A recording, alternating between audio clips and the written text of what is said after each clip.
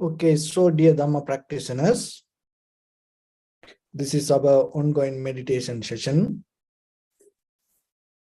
Be comfortable yourself and relax your body.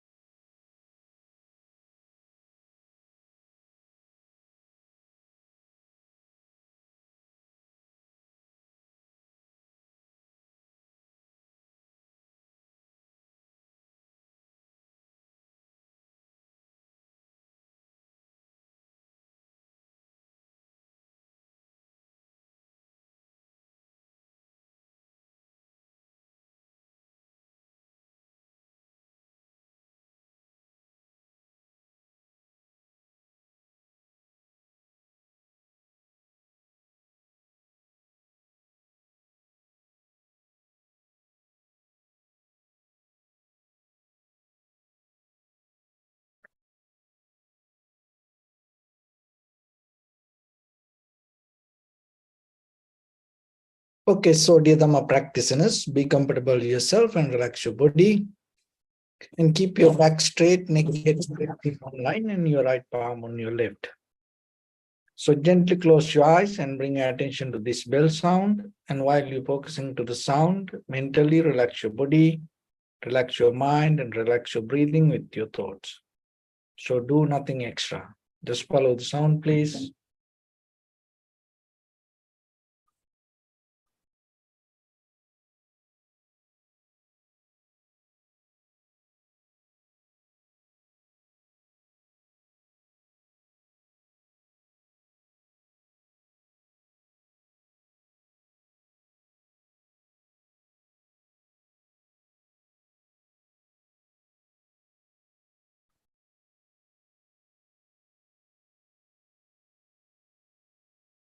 Namo tassa bhagavato arahato samma sambuddhassa. Namo tassa bhagavato arahato samma sambuddhassa. Namo tassa bhagavato arahato samma sambuddhassa. Homage to the Blessed One, the Exalted One, the fully enlightened One. So, dear Dhamma practitioners, before we start our practice session, as usual, we'll take a few minutes to be very clear with the practice we do. Because the clarity that you develop inside you, it's very necessary once you start to practice. Because whatever you understand, you can put it to practice. Otherwise, your practice becomes a struggle. So when practice meditation means, it is about understanding the mind. So there are behaviors, there are patterns that we have to recognize. So when it comes to the mind, it is not about this outside world that you see. It is about how you experience, how you recognize. Because out of that recognition, out of that experience, that your behavior is going to change. So, knowingly or unknowingly, what happens from the past experience, in our past, we used to allow a lot of information to come to us. And because of that, we develop habitual patterns that allowing things to flow in. So naturally now your eye, ear, nose, tongue, body, mind became kind of like a gravity field, invite for the outside informations. So then when the repetition happen again and again and again, there is a flow happens that outside things go around you, go through you. So that is the very nature of sanskar, mental formation. So if it happens around you regarding your past and future, then that moment of experience build up another thoughts, that is what called imagination. So that also a power of mind, power of the mind, imagination. But here, more than go into imagination, one thing that you have to remember to uplift or the develop awareness, settling down, not to jump here and there, not to have a monkey mind. So that should be one effort to settle down. Let the mind to settle down, rather than developing thoughts on your practice. So one thing is settling down and having the awareness. And the next one is the recognition. So that recognition, inside, outside, both, what you recognize from outside and what you recognize from inside. So when you develop this way, your mind becomes more sharp and clear to become free from your own thoughts or your own experience.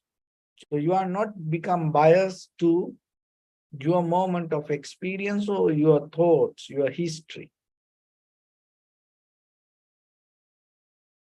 Once the mind comes to that level, there is another way that you can develop the wisdom. So there are there are many ways that you can attain to enlightenment. So one of the major important part is contemplate on cause and conditions, causality, especially when it comes to the vipassana level. Directly we go into that. Contemplate on cause and conditions. Other than that, there is another method. You can attain to the same level of wisdom. Contemplate on something. It's mainly related to, in the vipassana level, it related to the 5 aggregates: form, feeling, perception, volition, recognition. So that is what your inner mechanism, that is how the mind works. Mind and body work. There are 5 mechanisms that 5 things together bring the experience of life. And regarding this 5 aggregates, if you are capable to analyze these 3 methods, that also take you to wisdom. And basically, in very conventional practice, you can use it with this outside experience. So let's go one by one and see how you can come to recognize the very nature of Dharma using these 3 mechanisms. So one is contemplate on this gratification, the nature of gratification. When it comes to form, feeling, perception, volition, recognition. There is a gratification towards each other. And when it comes to self-centered mind, there is a gratification. It's like this, everything.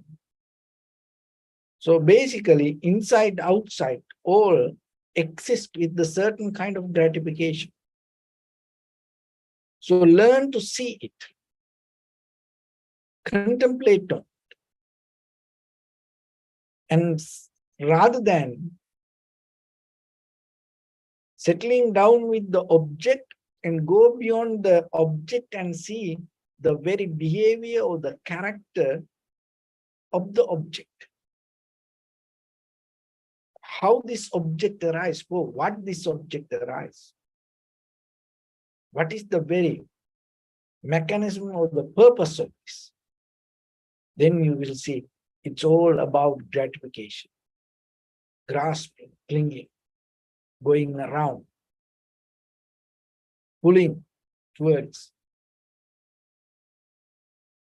And when it comes to inside us, our thoughts, desires, intentions, and whatever the good or the bad feelings, happy or sad feelings, that whatever arises in us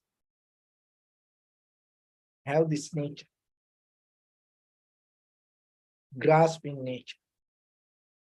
So once you see it, how it happening in you, how your thought, even in this very moment of thought, how it trying to grasp or clinging to something, as ideas maybe, as object, you reflect on again and again and again, and you sit on it, you carry it, you are the one who maintaining it, and it bringing more and more and more same kind of things. Gratification. The second one to reflect on, the danger. When it comes to this everything,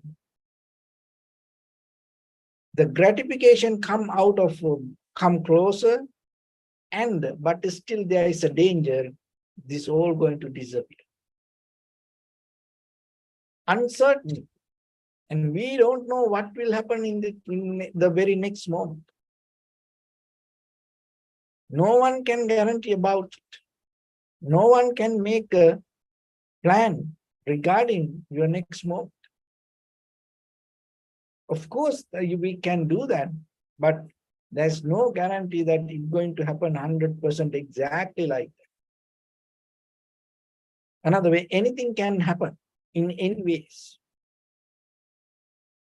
It's always in front of your nose, but we don't see that. So seeing this danger is it. So you can see it on the outside world, but at the same time, you can see it on 5 aggregates: form, feeling, perception, volition, recognition. Whatever the forms arise, whatever the forms we build up, that all going to go away itself. So whatever the thoughts that you contemplate, so itself it will go away. So that's the danger. So whatever the happiness or the satisfaction or the feelings or the joy, pleasure, anger, hatred, jealousy, that whatever arises, it also go away itself. But when we don't see that nature, when we don't see the danger, we hold it, we keep it closer to us. But see the danger with this everything. It's everywhere, in everything. Anytime anything can disappear, and anytime you and me can disappear. Why this? Because this all happened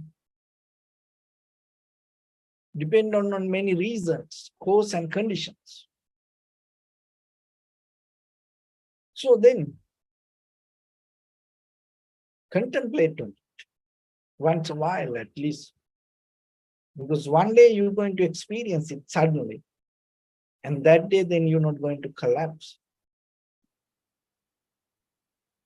And third one is escaping. Escape here means not to go and interfere or caught up on it. It's kind of like a trap. Gratification and the danger is kind of like a trap. So you are capable in this very moment, go into it or escape from it. So you have to always contemplate on whatever the danger, whatever the suffering, there is a possibility for yourself to escape. But sometimes we are the one who don't do it. We are the one who ourselves walk into it. So why you don't want to escape from it? Because you didn't suffer it. Or maybe your wisdom, maybe you misguided. You didn't understand yet.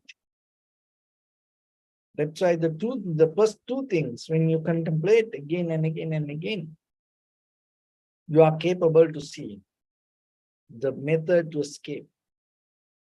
But the thing is, sometimes we think, when before the situation happened, we think, oh, I can escape.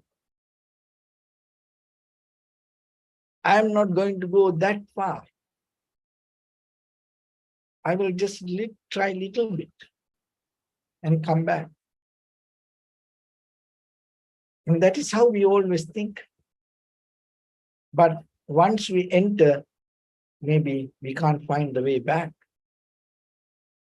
And sometimes very famous places, when people become very crowded and suddenly something happens, emergency situation, a lot of people can't find the emergency exit. And even people can't find the entrance. Even people can't find a window. Maybe they used to look at through it, the outside area. But when situation comes, our mind not capable to recognize or analyze. Because deeply it has a kind of like unrest on this in conventional level, when everything okay around us. That's why we can be okay. Otherwise, we are independently not okay. We are sustainably not okay. Because other things around. So this computer balance, internet here, and the light, electricity here, everything work properly. Chair is balanced, the table is balanced, and the floor is okay, that no wind, so like that. In this environment that everything okay, I am okay. So then I think, oh, I am okay. But no. Deeply we are very fragile and undressed. So in case if something happens, then that unrest arises within us. And then we start to question, why it happened that way? Why this happened to me like this? Because that was there. You didn't see things until that things go wrong. So then the only thing is, escaping method means you are already developed the wisdom not to grasping or not to holding it, but to recognize the danger and recognize the change and allow things to be as it is. Allow them to be there as they are. Not to trespass. Not to hold a kind of like ownership. Not to try to keep. So in that way, your mind always escaping from the trap. So you have to contemplate on it again and again and again and again. So those are the three things that you can attain into the liberation, enlightenment. And rather than go towards the cause and conditions or many other ways. So then when you have the time, contemplate. So when you contemplate, the very thing that you have to remember, basically you can think about outside thing, but mainly it is about you. And even it is not about your past, or even it is not about the future. In this very moment, what you experience within yourself, has these three natures: gratification, danger, and there is always you have the line to escape. So if you want to see, that's why it's available anytime for anybody. So that's why again and again you can give a try in case, because it is there. Only thing is, when the mind becomes busy, tired, lazy, lethargic, sleepy, weak, you can't find it. So that's why in basic level, through the tranquility state, we develop this ability of mind to observe, settle down, having undisturbed mind. So once you have that undisturbed mind, then you are capable to go into deeper and contemplate on your own thoughts, own moment, own experience, own feelings with these three measurements, with these three nature, with these three fundamental behavior or fundamental qualities or the fundamental properties about our mind. So mind is luminous. But the thing is that always this thinking pattern or the flow keep going around the memory and going around the imagination, not allow that mind to become vivid. So that luminosity sometimes mesmerizes us, and then we hold it. That's why we so attached to our memory. But meditation is a method bringing your mind to one place and allowing it to settle down.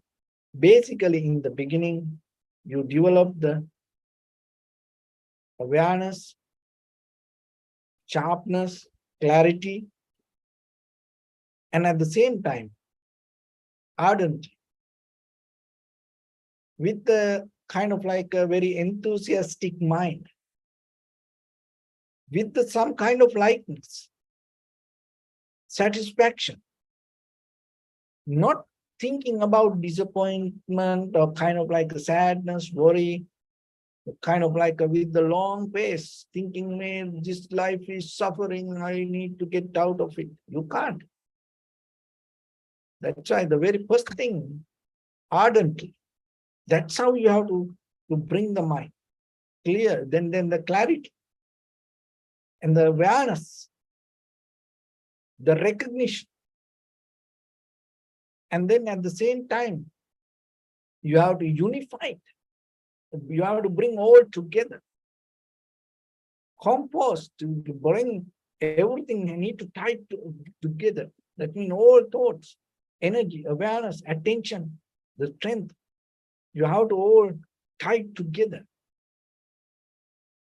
Not one part this, one part later, no. So in that way, you can see the very behavior, the moment of experience within yourself. You can see the thought arising and how the feelings arising, how the reactions arising. So once you recognize that, and you will see that each and every thought has the ability to bring some more, or maybe it connected to something. It is not independent. Gratification. And then the danger, uncertainty. And then don't hold it. Let it be as experience, but don't claim it as yours. Withdraw from it. Maybe it is a very nice, comfortable, happy moment, but don't grasp it, clinging to it. Learn to withdraw from it, divorce from it. deeper inside you. So then by the time you will see you already escaped from the circle. So with that, let's get into practice a little bit. So your right palm on your left hand, neck it straight in one line and be comfortable with your posture.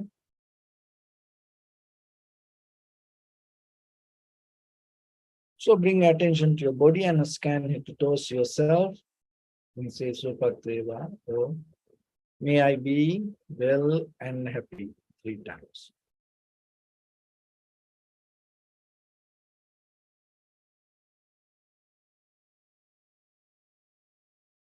Take a moment and think. We gathered here in this moment to practice this ancient meditation technique. All the Buddhas or the enlightened masters followed this path and achieved wisdom. So we also gathered here to accumulate that knowledge. In this moment with this sitting, may my body become more comfortable. May my breath be more smooth. May no difficulties come to me. May all the success come to me. Also think for a moment, this is the last moment we're spending in this very lifetime, and detach your mind from all your past memories and as well as any kind of future thoughts. Just try to remain in the present moment, observing the sensation of your inhalation and exhalation. In the beginning, deeply and gently, breathe in, breathe out 3 times and find the sensation. Please.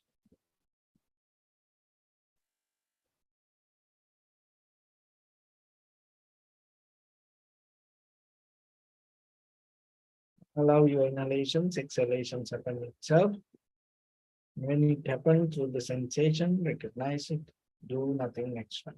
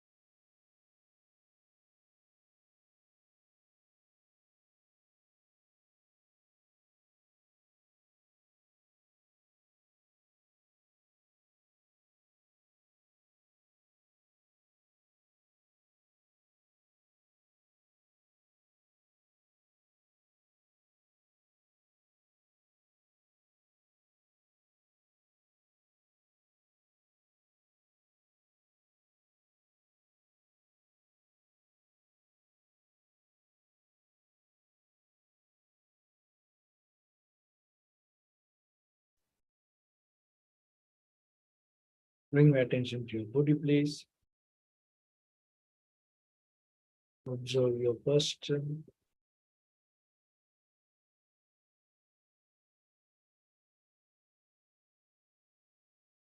We cultivate loving kindness and compassion in our heart and radiate it as a light through entire your compound, village, city, state, country, world, around this universe. Also as far as you can through galaxies, other planets, stars. Reminding yourself like this. With clear intention, mentally repeat after me. May all living beings in this universe be well and happy.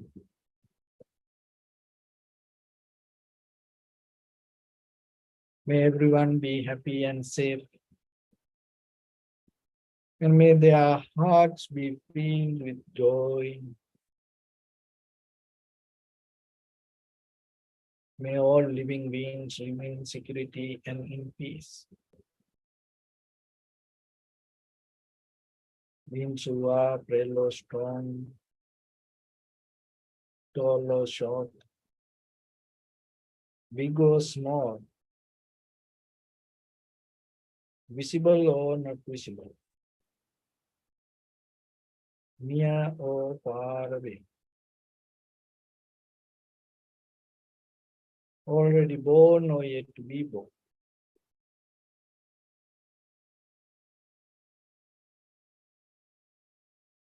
May all of them dwell in perfect tranquility.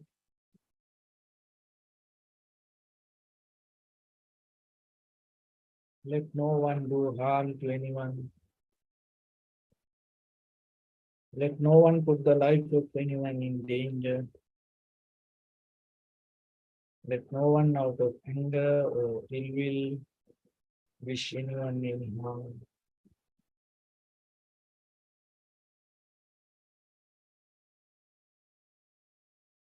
Expand the loving kindness and compassion beginning from the heart. Forward. Visualize yourself and send it as a light.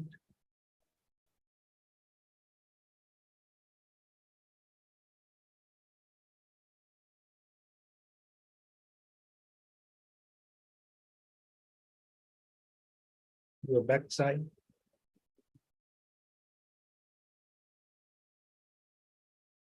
To your left side.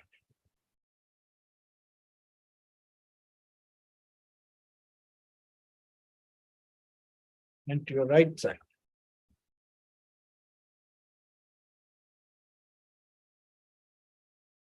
Downward.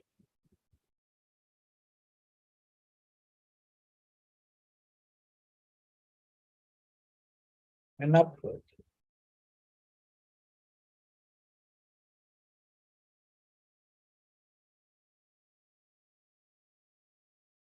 To all six directions at once, like the moon, the sun, spread the light to spread the energy without any condition, without any limitation, without any resistance or without any judgment. Let your heart to shine with the loving kindness and compassion from the bottom of it, with the maximum effort to the highest, wishing yourself, may all living beings in this universe be well and happy.